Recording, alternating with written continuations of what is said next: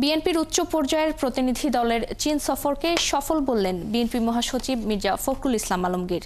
দেশটির রাষ্ট্রপতি Xi Jinping এর নেতৃত্বে চীন অন্য উচ্চতায় গেছে, যা বিশ্বের ভারসাম্য রক্ষায় গুরুত্বপূর্ণ ভূমিকা রাখবে বলেও মন্তব্য করেছেন তিনি।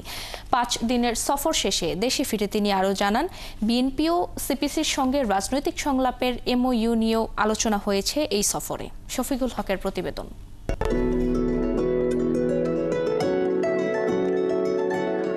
5 দিনের চীন সফরে ব্যস্ত সময় পার করেছে বিএনপির উচ্চ পর্যায়ের প্রতিনিধি দল। চীনের কমিউনিস্ট পার্টির আমন্ত্রণে 9 সদস্যের এই দলকে নেতৃত্ব দেন দলটির মহাসচিব মির্জা ফখরুল ইসলাম আলমগীর।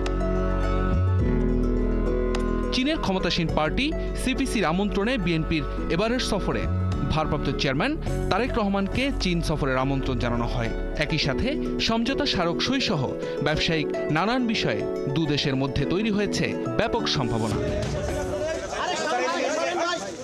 শুক্রবার রাত 11টার দিকে হযরত শাহজালাল আন্তর্জাতিক বিমানবন্দরে নেমে সে কথাই জানালেন বিএনপি মহাসচিব। আমাদের এই সফরটি অত্যন্ত সফল হয়েছে।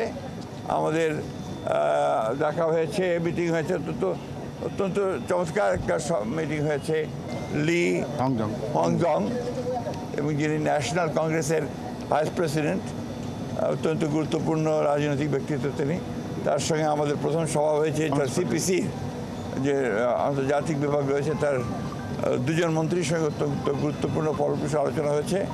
আমাদের দলের ভারপ্রাপ্ত চেয়ারম্যান জনাব তারেক রহমান সাহেবকে তারা দাওয়াত করেছেন এবং খুশি হয়েছেন যে তিনি এখন নেতৃত্ব দিচ্ছেন, এবং আমরাও তাদেরকে দাওয়াত করেছি, তারা দাওয়াত গ্রহণ করেছেন। এ সময় চীনের রাষ্ট্রপতির প্রশংসা করেন মির্জা ফখরুল। জানান, তিনি চীনকে যে অনন্য উচ্চতায় নিয়ে গেছেন সেটি বিশ্বের ভারসাম্য রক্ষায় ভূমিকা রাখবে। শি জিনপিং এর নেতৃত্বে আপনারা চীন আজকে অনেক চমৎকার উচ্চতায় পৌঁছেছে, যে উচ্চতা আমি মনে করি যে বাংলাদেশে শুধু নয়, সমগ্র বিশ্বের যে একটা ভারসাম্য রক্ষার ক্ষেত্রে গুরুত্বপূর্ণ ভূমিকা পালন করবে।